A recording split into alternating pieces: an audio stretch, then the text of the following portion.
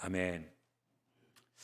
아, 여러분은 이 질문을 받으면 뭐라고 대답을 하실지 모르겠어요. 여러분의 인생을 확 바꿔버린 한 구절의 성경 말씀이 있다면 뭐를 지적하시겠습니까? 여러분의 인생을 확 바꿔버린, 그러니까 예수를 영접할 때도 그렇고 또 예수를 믿으면서 정말 이 말씀을 나한테 탁 심장에 꽂혀가지고 이 말씀이 나를 지금까지 지탱하고 나를 변화시키는 말씀이다 하는 그런 말씀이 있다면 어떤 것을 들으시겠습니까? 또 이런 질문을 할 수 있어요. 여러분이 하늘나라 가실 때, 하늘나라 가실 때 정말 그 하늘나라 문지기한테 어떤 말씀을 너 붙들고 왔냐? 하고 질문을 받을 때 네, 이 말씀 붙들고 왔습니다 하고 얘기할 것. 그리고 장례식 예배 때 어떤 말씀을 중심으로 해서 제 말씀이 그 말씀이기 때문에 그 말씀으로 설교를 해 주십시오 하고 부탁을 드리고 싶은 유언으로 남기고 싶은 말씀이 있다면 어떤 말씀을 들으시겠습니까? 뭐 장황하게 설명을 했지만 같은 내용의 말씀입니다. 그렇죠? 근데 우리가 우리 자신을 정말 변화시키고 우리 자신을 붙잡고 한 말씀이 내게 없다면은, 그리고 흐리멍덩하다면은 좀 생각을 해보고 꼭 붙잡아야 됩니다. 그래서 무엇이 지금이라도 내 이 말씀만큼은 정말 붙들고 싶다, 또는 이 말씀이 나를 붙들어 왔다 하는 말씀을 정하셔야 됩니다. 찬송가도 마찬가지고, 그래서 찬송가도 마찬가지고 말씀도 마찬가지고, 아주 찬송가라는 건 결국 그 말씀을 마음 가운데 새겨져 가지고 삶 가운데 믿음으로 화합한 사람들이 그것을 곡조로 붙여서 만든 것이 찬송가입니다. 그러다 보니까 찬송가나 하나의 말씀이나 그렇게 암송되어져 가지고 내가 정말 이 말씀만은 붙드는 말씀이다 하는 말씀이 꼭 있어야 합니다. 신앙의 그 위인들 참 여러분 잘 아시는 분들 보면은 그 사람들을 붙들고 변화시켰던 말씀이 꼭 있었습니다.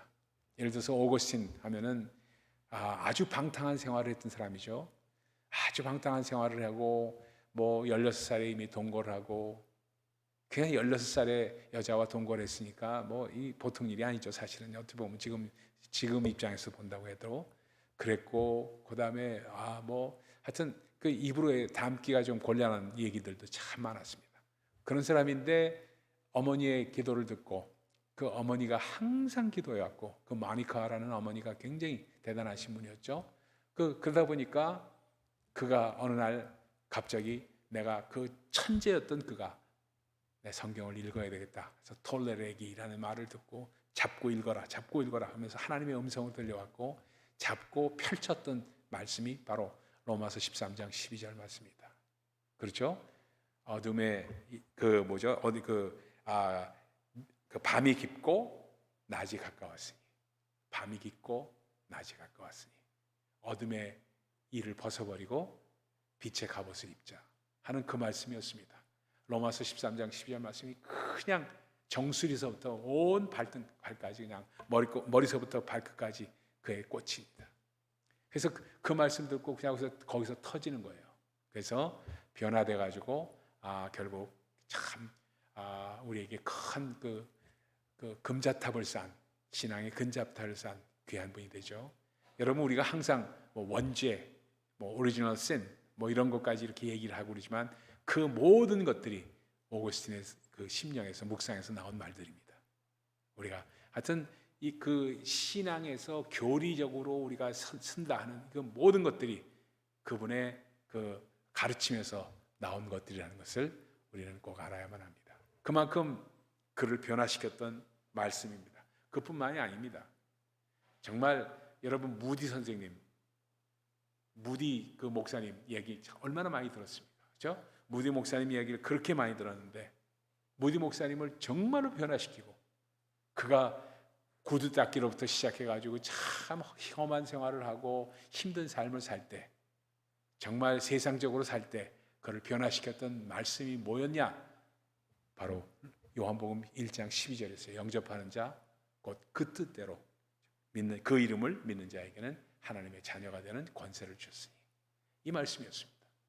그러니까 한 사람 한 사람 정말로 신앙의 위인들, 신앙적으로 우리가 배울 만한 사람들은 항상 그의 삶을 변화시켰고, 그리고 그가 붙들었던 말씀들이 꼭 있었습니다. 우리가 마틴 루터 목사님도 그렇죠. 그에게 정말 그 신부로서 살다가 그를 변화시켰던 말씀이 뭐였습니까? 우리는 너무 잘 아는 말씀대로 로마서 1장 17절이었어요. 복음에는 하나님의 의가 나타나서 믿음에서 믿음으로 이르게 하나니. 그렇죠? 기록된 바 오직 의는 믿음으로 말미암아 살리라. 이거 듣고 이 말씀을 읽으면서 팍 꼬꾸라지면서 결국 종교 개혁을 하는 그러한 놀라운 일들을 감당하게 됩니다. 그의 이 예를 들면서 무수하게 많았어요. 그러니까 관심을 갖고 제가 본 것이 뭐냐면, 그렇게 많은 그 신앙의 위인들이 2000년 역사에 따라서 어떤 분들이 도대체 어떤 말씀, 하나님의 어떤 말씀을 듣고 붙잡고 그것이 그냥 그 심령에 꽂혀가지고 그 삶이 변화되고 또 그 삶이 주를 위한 삶이 되게끔 하였을까? 관심을 갖지 않을 수가 없어요. 왜? 하나님의 말씀은 살았고 운동력이 있다고 말씀을 하셨는데, 살았다는 말씀은 제가 여러 번 말씀드렸지만 히브리서 기자가 의미하는 하나님의 말씀은 살았고라는 말씀은 God speaks today라는 말입니다. 하나님은 오늘도 말씀하신다는 겁니다. 하나님은 오늘도 말씀하시기 때문에 오늘 너희가 그의 음성을 듣거든 너희 마음을 완곡해 하지 말고 믿음으로 화합하라 하는 말씀을 주면서, 하나님의 말씀은 살아있다.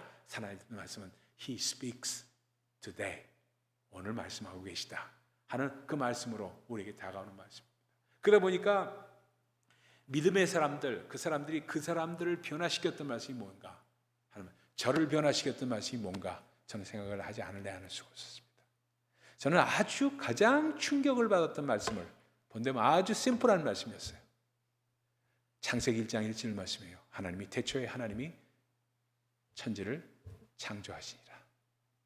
천지를 창조하시는 그 말씀과 요한복음 1장 1절의 말씀입니다. 태초에 말씀이 계신데 그 말씀이 하나님과 함께 하셨고 그 말씀이 하나님이시라는 그 말씀이 너무나도 그냥 다가와가지고, 야, 하나님은 말씀으로 우리와 함께 계시는구나.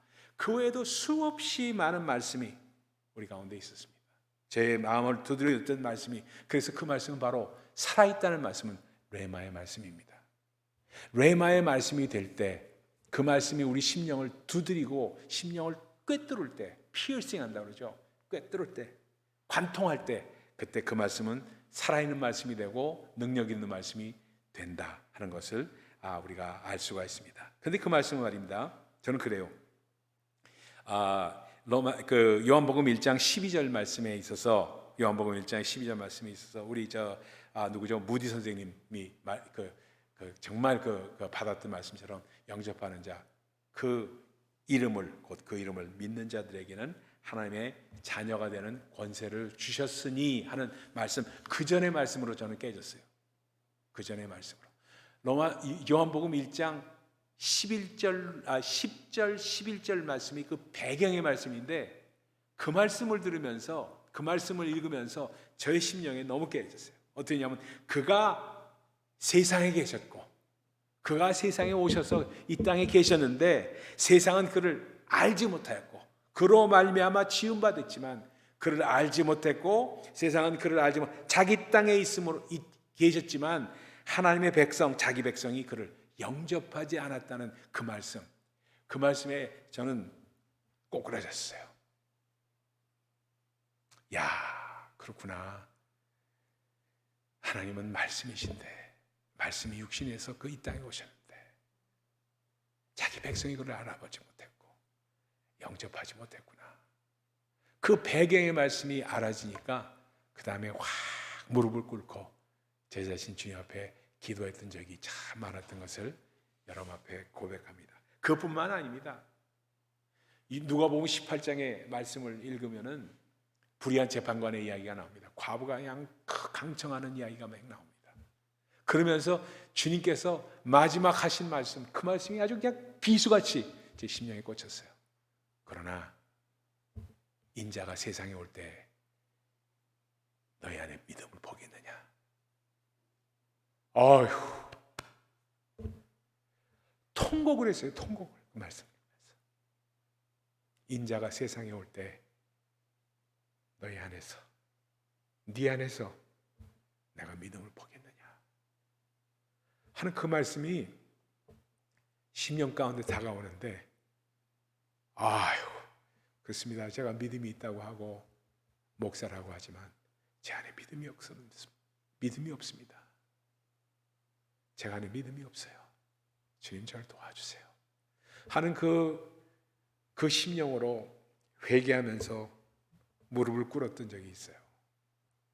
그러면서 참 믿음이라는 것은 정말 베끼면 베낄수록 꼭 양파와 같아서 그 안에 그 뭐가 있을까 하면서 정말 베끼는 심령으로 우리 자신이 그 안에서, 말씀 안에서 낱낱이 드러나지 않을 수가 없는 그 말씀을 우리에게 주신 것을 볼 수가 있습니다. 그래서 12절 이렇게 말하죠.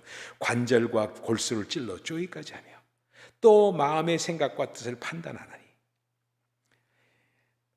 우리의 결산을 받으실 이의 눈앞에 만물이 벌거벗은 것 같이 드러나느니라.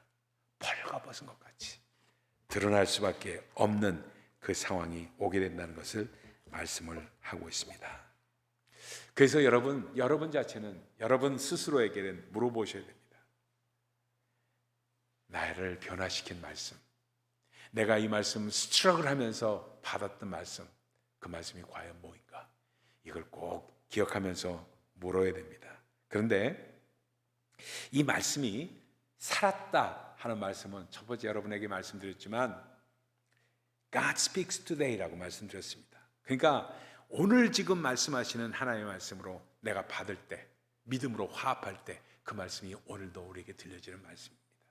그게 살아있는 말씀이에요. 그러면서 두 번째는 뭐냐면 활력이 있다. 두나미 있습니다. 파워가 있다. 다이너마이트와 같은 파워가 있다. 이 말씀입니다. 그런 말씀에서 아주 양날의 칼보다도 날카롭다. 여러분 과일 깎을 때, 그리고 이렇게 좀 저처럼 이 살림을 꽤 그래도 오랫동안 8년 이상을 살림을 하다 보니까 참 손도 많이 뱄어요. 얼마나 많이 뱄는지 몰라요. 여러 번 뱄어요. 여기 뭐 상처도 남아 있고 그래요. 제가 고영 집사님 언젠가 핸드크림까지 주셨고 뭐 주부 습진도 왔었죠. 그래가지고 그것도 발랐고 오늘 그거 있어가지고 또 바르고 나왔어요. 주부 습진 할까봐. 그런 것을 하다 보니까 어떤 때는 칼이 안 들어요.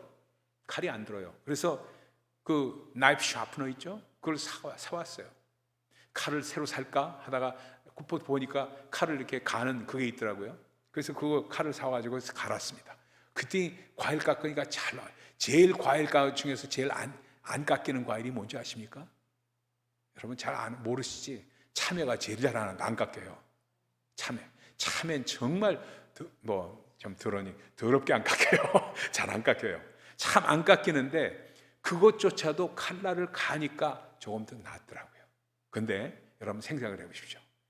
칼이 이쪽만 있지 않고 칼날이 이쪽이 다 있으면 어떻게 될까? 이쪽도 칼날이 들고 이쪽도 칼날이 들어서 양면이 다 드는 그런 칼이라면, 더블 에지드 소드라면 얼마나 위험할까 생각을 해보셨습니까? 말씀이 그렇다는 거예요. It's sharper than any double-edged sword라는 표현이에요. 양날의 날이 선 칼보다도 더 샤프하다 하는 말씀을 드리고 있어요. 그래서 그 하나의 말씀이 우리에게 올 때 혼과 영과 관절과 골수를 찔러 쪼개기까지 한다. 그러니까 내가 영적인 생각을 하고 있는가? 아니면 혼적인 생각을 하고 있는가? 내가 이게 좋다고 해서 하나님 앞에 정말 무릎 꿇고 기도를 했는데 그 한참 어느 시점에 가서 하나님의 말씀이 탁 들어오면서 내가 이게 정말 세상적인 것을 구했구나, 세상적인 것을 간구했구나 하는 깨달음이 말씀을 통해 오는 거. 왜? 하나님의 말씀은 sharper than double-edged sword이기 때문에 그렇습니다. 혼적인 것과 영적인 것을 가른다는 뜻이에요. 그러니까 참 그렇습니다. 하나님 저한테 100만 불만 주세요 하면서 기도를 했다고 쳐봅시다. 그러면요, 제가 우리 교회에 필요한 것들 다 뭐 여기 포장도 하고요, 뭐 다 하겠습니다. 이런 기도를 했다고 쳐봅시다. 그러면서 뭘 사냐면 가서 로또를 사가지고 손에 들고 그 기도하는 사람이 있어요. 그런 사람이 있었습니다. 실제적으로 제가 목회하면서 볼 때 맨날 로또 산대요. 그걸 로또 사는 이유가 뭐냐 했더니 아유 그래 헌금해야죠. 로또 사가지고 로또 맞추면서 헌금해야 된다고 그런 얘기를 해요. 근데 로또 맞춰서 진짜 헌금한 사람이 있어요. 30만 불을. 그게 오클라호마에 있는 교회 제가 있을 때, 제가 ORU 다닐 때 그 본 사람이에요. 근데 그 교회는 어떻게 됐냐? 결국 쑥대밭이 되고 싸움이 나가지고 교회가 다 깨지고 다 흩어져 버리고 말았어요. 참 이상해요. 세상적인 방법으로 하나님의 교회를 섬기고 하나님을 섬기려고 아무리 해봐도 그것이 결국은 하나님의 뜻에 맞지 않는다는 것을 보여주는 것이 하나님의 말씀은 살았고 운동력이 있어 그 예리하고 아주 관절과 골수를 찔러 쪼개기까지 하고 혼과 영혼을 갈라 쪼개기까지 한다는 그 말씀입니다. 그래서 그러다 보니까 정말 또 하나 뭐냐면 그렇게 하니까 마음의 생각과 뜻을 판단하는데 어느 정도냐면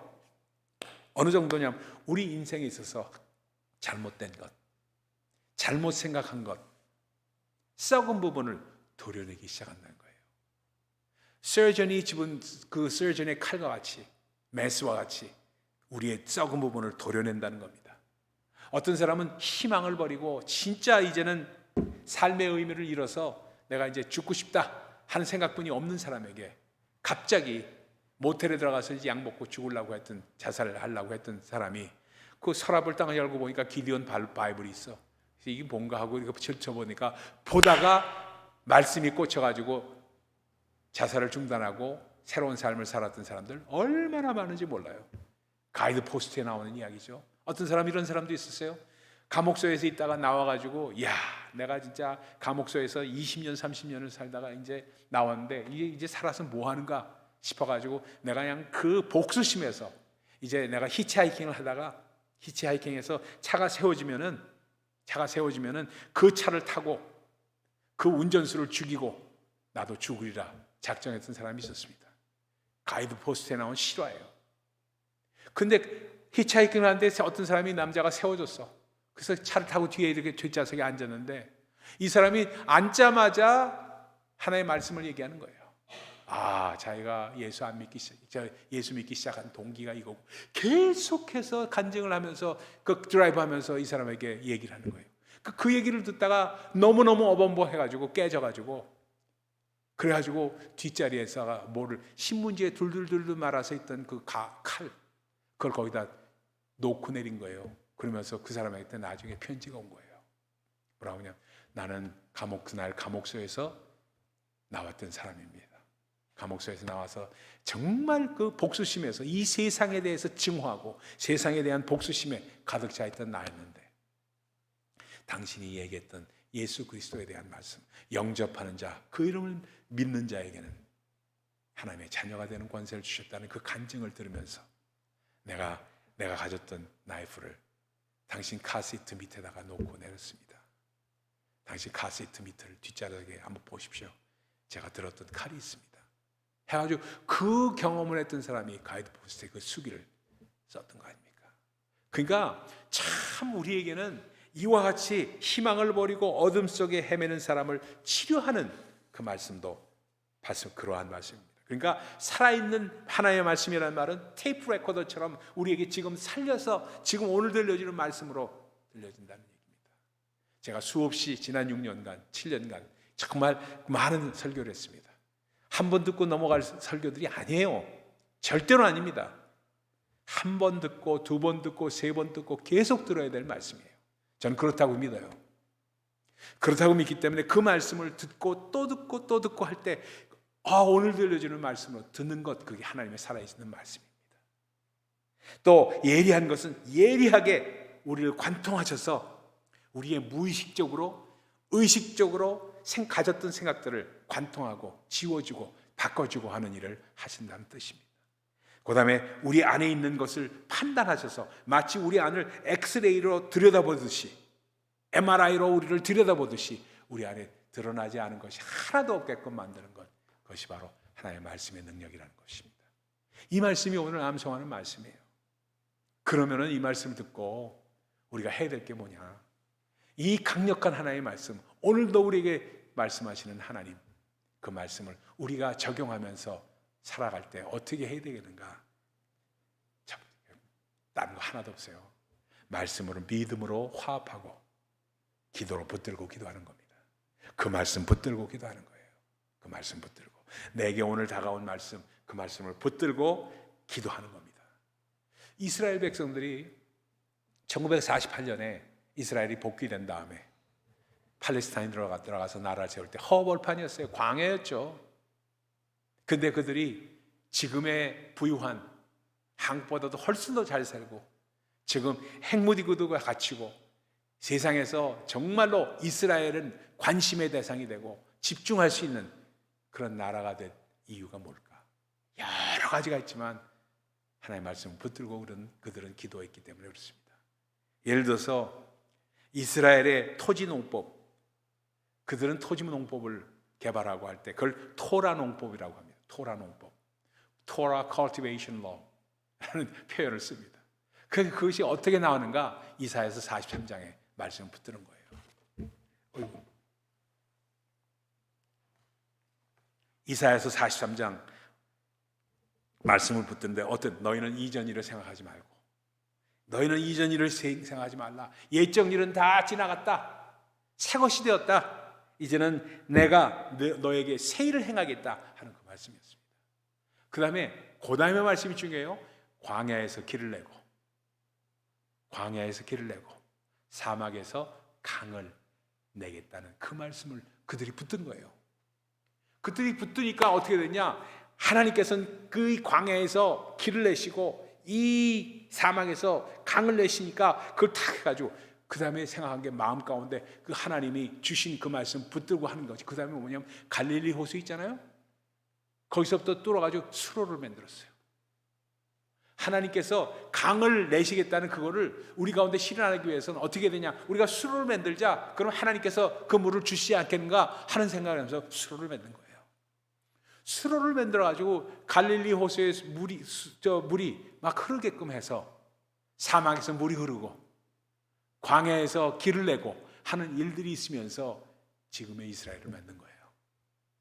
그래서 토라 cultivation law라고 합니다. 토라 토지농법이라고. 그러니까 참 놀라워요. 우리 한국에도 그런 분이 계세요. 그분 이름이 김태영이라는 분입니다. 이름도 제가 잊지 않아요. 김태영이라는 분의 간증. 김태영이라는 분이, 이분이 뭐냐면 물에 대한 얘기니까 그 수처리 그 개발 기술을 그가 만들었어요. 아주 그 소프트웨어하고 뭐 이런 게 굉장히 발달한 사람이에요. 젊은 CEO예요. 그래서 수처리 개발을 막 하면서 뭘 우리 한국에다 개발해, 수영장 만들고, 수영장에서 크로르칼킨 해가지고 막 물을 깨끗하게 해주게 하는 그런 거 방법, 그걸 다 만든 사람이에요. 한국에서. 그걸 개발해가지고 그걸 하면서 아주 대박이 났어요. 언제 돈을 버냐? 88 올림픽 때. 그래서 수영장도 88 올림픽 수영장도 만들고 모두 만들고 다 했어요. 그래가지고 막 한국 사람들 돈 갑자기 그때 그냥 돈 많이 벌었다고 해서 돈에 집에다가 수영장도 만들고 막 그러는 사람들이 그 갑자기 부자 된 사람들이 많아가지고 그랬어요. 그래서 아주 이 사람이 큰 돈을 벌었어요. 근데 얼마 있다가 쫄딱 망하기 시작했어요. 왜? 한국 사람들 전부 다 돈이 없고 그 다음에 IMF가 걸리고 뭐 하고 하니까 하나도 그것이 필요가 없는, 쓸데가 없는 것이 되어버렸어요. 그 큰 회사가 점점 두들고 자기하고 자기 와이프뿐이 안 남더래요. 둘이서 남았어요. 둘이서 남아가지고 겨우겨우인데 이거 어떻게 했으면 좋겠습니까 하나님? 그러면서 그렇게 술도 많이 마시고 그렇게 담배도 많이 피우고 그렇게 했던데, 부인이 이 남편에게 여보 우리 교회 나갑시다. 교회 나가서 기도하면서 주 앞에 한번 무릎을 꿇어봅시다 하고 얘기를 합니다. 교회 나온 거예요. 자매가, 이거 남편이 김태형 씨 나와가지고 어느 날 새벽 기도에 말씀하는데, 목사님께서 말씀하시는데 욥기 강해를 하는 거예요. 욥기 강해를 하는데 욥기 42장 자기가 하고 너무 똑같아. 욥기가 가난하다가 고난 가운데 있는 것, 그리고 욥이 모든 재산을 잃어버리고 참 병들고 이런 모습이 자기 가슴을 팍 치는 거예요. 너무 아파. 근데 욥기 마지막에 42장으로 딱 가니까 욥이 고백이 뭐냐면, 주께서는 무소불능하시니 아무것도 불가능한 게 없지 않습니까? 무슨 경영이든지 못 이루실 것을 내가 믿나이다 하는 욥의 고백이 있습니다. 42장 2절의 말씀이에요. 무슨 경영이든지, 이 말이 꽂힌 거예요. 자기가 지금까지는 자기가 이 회사를 경영해가지고 이렇게 됐다고 생각해 온 거예요. 그래서 그거를 딱 붙들고 그 다음부터 기도가 바뀌었습니다. 하나님, 지금 이 교회를 하나님께서 이 회사를, 제 회사를 경영하여 주옵소서. 나는 경영할 수가 없습니다. 하나님께서 우리 회사를 경영하여 주옵소서. 매일 새벽같이 그걸 놓고 붙잡고 그 말씀 붙들고 기도한 거예요, 사람이. 그 말씀을 붙들고 기도하니까 그 다음에 어떤 일이 있었냐. 어느 날 갑자기 전화가 온 거예요. 연락이 왔어요. 여기 삼성 에버랜드인데요, 삼성 에버랜드에서 전화가 왔어요. 삼성 에버랜드에서 물놀이 공원을 만드는데 그 수자원 처리하는 거에 있어서는 그래도 당신이 탁월하다는 이야기를 들었다고. 아무도, 뭐 삼성에 누가 아는 사람도 없고 아무도 없는데 갑자기 수자원 처리에는 당신이 가장 유능하다는 이야기를 듣고 당신에게 이 공사 수주를 하고자 하니까 물놀이 공원 만드는데 좀 도와달라고. 그 와서 물놀이 공원 하면서 그 회사가 다시 시작해서 지금 아주 떵떵거리면서 굉장한 CEO로서, 크리스천으로서 간증하면서 살고 있는 분입니다. 여러분, 말씀을 붙들고 기도한다는 것은 이런 거예요. 그래서 찰스 본슬 목사님은 하나님의 약속을 말씀을 사용하라고 합니다. 그분은 우리의 프로미스를 키퍼하시는 분이십니다. 그분은 우리의 프로미스 키퍼예요. 그분은 우리의 웨이메이커예요. 길을 만드시는 분입니다. 우리에게 어떤 분이야? 우리에게 미라클 워커, 우리의 기적을 베푸시는 분이십니다. 그 다음에 그분은 바로 light in the darkness, 우리가 흑암 가운데 있고 어두움 가운데 있을 때 우리에게 빛을 비추시는 분이십니다. That is who you are. 그분이 바로 우리의 주님이십니다. 그 말씀입니다. 그 말씀을 붙들고 주님 앞에 나갈 때 하나님은 우리에게 마침내 이루십니다. 하나님의 말씀은 살았고 운동력 있어 저의 날선 어떤 것보다도 예리하고 혼과 영과 관절과 골수를 찔러 쪼개까지 면서 우리의 마음의 생각과 뜻을 판단하시는 분이십니다. 그 말씀을 붙드시면서 승리하시는 우리 모두 되시기를 예수 그리스도의 이름으로 축원드립니다. 기도하겠습니다.